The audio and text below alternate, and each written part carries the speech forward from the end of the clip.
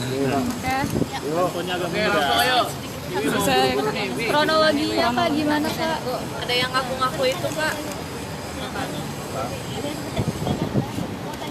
Enggak tentang kasus ini. Iya. Kronologinya gimana? Jangan ngomong ini.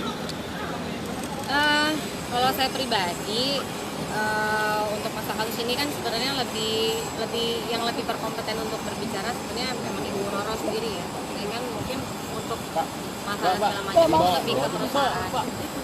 Lebih ke perusahaan. Jadi dari Ibu aja. Ya, mohon maaf sebelumnya mungkin jadi ribut ini ya. Sebenarnya beliau ini Mbak Tiwi ini kami sebagai kalau sekarang saya owner dan saham mayoritas di perusahaan ini. Dan beliau kita angkat secara profesional untuk mengenalkan produk ke masyarakat. Nah, istilahnya sebenarnya CEO. CEO itu singkatannya apa? Chief Executive Officer. Kalau bahasa Indonesia apa? Kepala kantor kan? Bukan presiden direktur atau direktur utama atau orang-orang yang berhak untuk mewakili apapun di persidangan atau di hukum. Tidak ada. Sebenarnya begitu sih. Jadi menurut saya mungkin karena ini istilah CEO aja yang diributkan.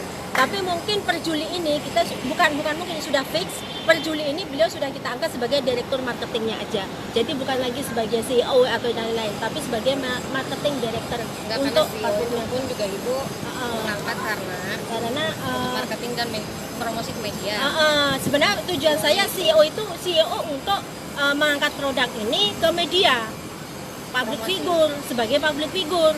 Kan kalau misalkan yang tampil untuk mengenakan produk ke media saya atau mbak-mbaknya kan pada nggak percaya orang kan harus public figure, itu saja sih. Kalau beliau secara ini hanya sebatas profesional, kita menggaji beliau, itu saja. Dewi jadi kaget gak sih sempat ada kabar seperti itu awal-awal dengar bahwa ada yang mencoba menggugat segala macam?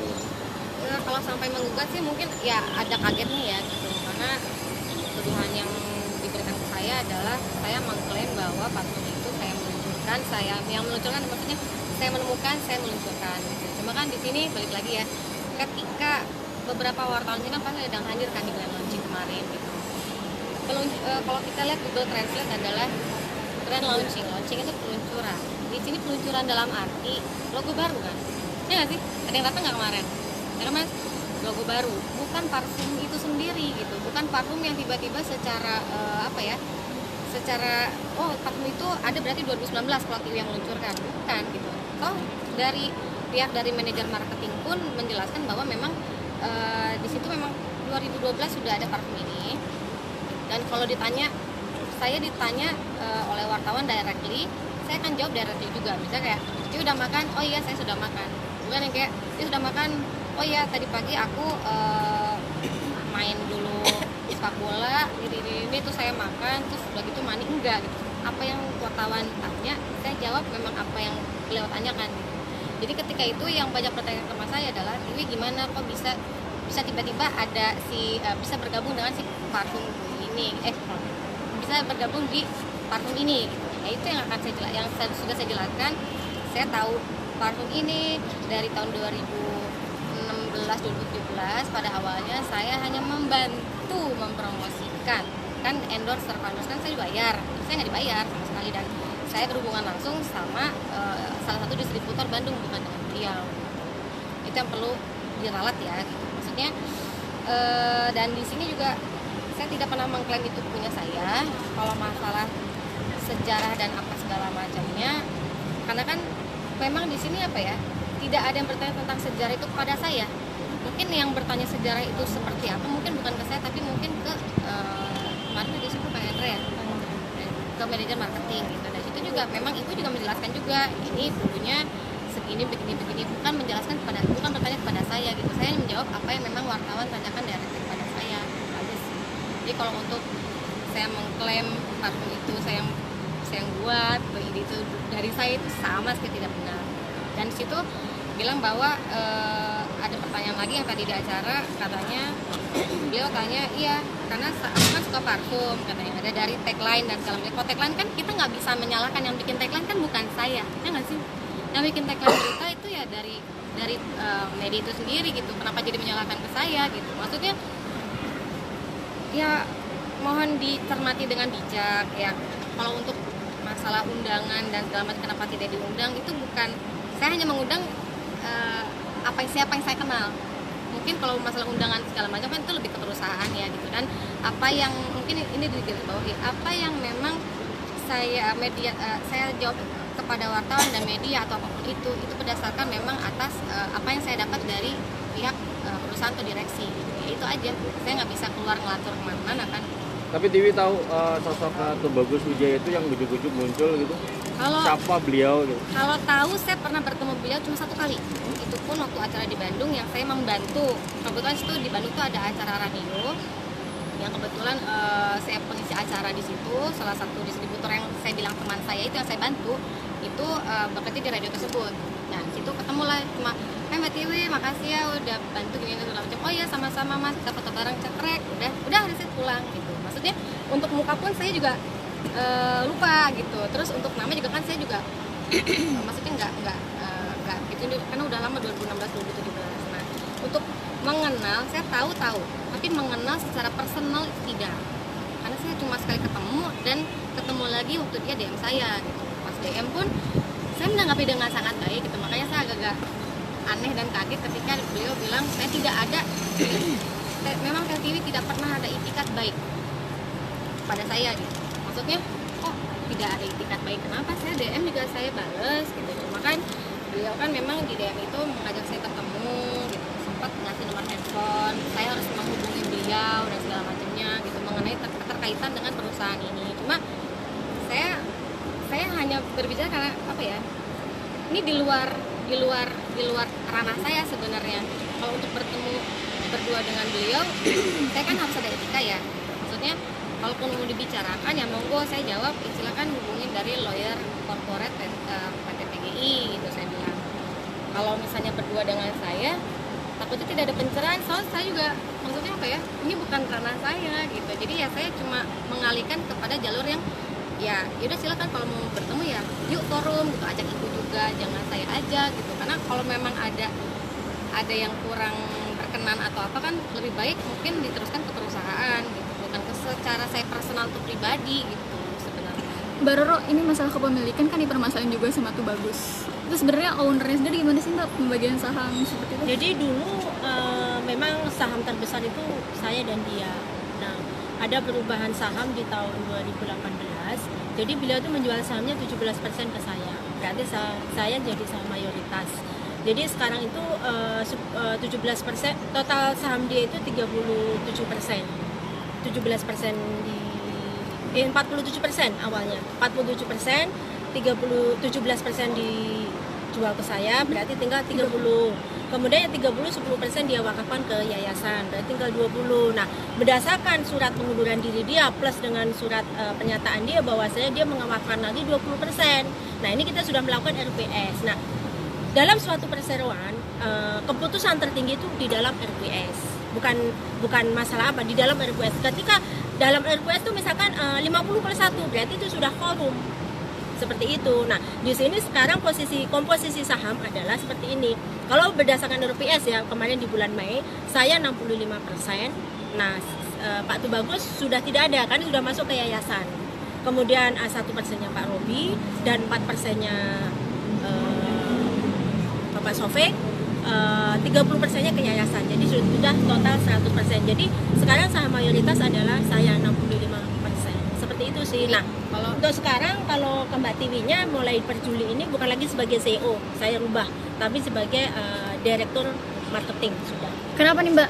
Kan sebelumnya CEO, sekarang dirubah apa karena ada permasalahan? Karena jadi gimana ya? Kayaknya biar tidak rincu sebenarnya. CEO itu sebenarnya sebatas Chief Executive Officer, hanya sebatas bahkan kepala kantor, bukan tuh ini ya. Sebenarnya situ aja sih, biar tidak rincu. Diklaim juga bahwa ketika peluncuran produk kemarin itu tidak menyebutkan secara lengkap bahwa itu produk itu dia menemukan apa seputar kemudian itu.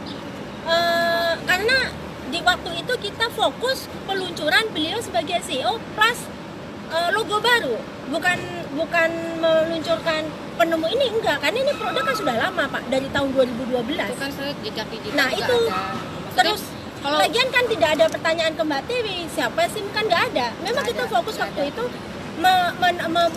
meluncurkan wajah baru dari perusahaan kita. Kalau misalkan wajah lama kan boleh dibilang tuh CEO lama siapa?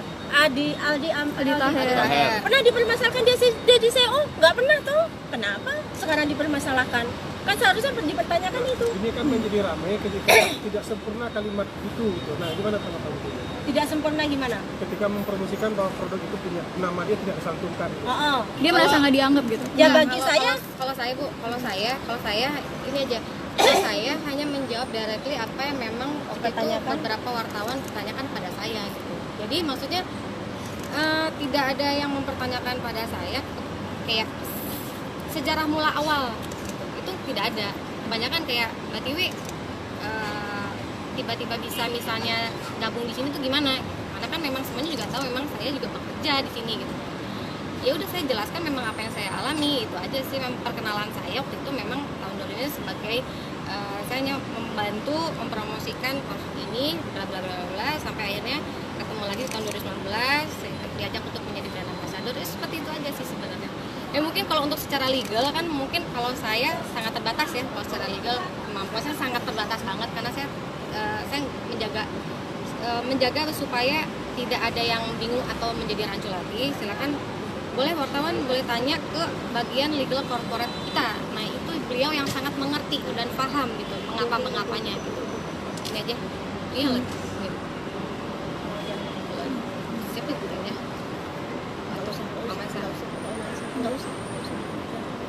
Terus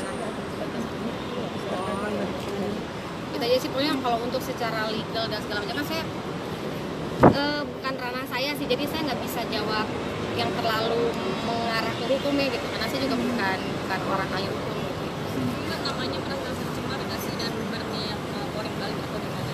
Enggak sih, kalau saya ngerasanya gini, sebenarnya menyayangkan sih ada ya gitu. Maksudnya kalau masalah kayak ini kan sebenarnya kalau mau bicara silakan bicara karena saya tidak pernah menolak diajak bicara, tapi bukan berdua, kalau mau ya rame-rame gitu. Memang diajak juga nih, maksudnya beroronya dan segala macam.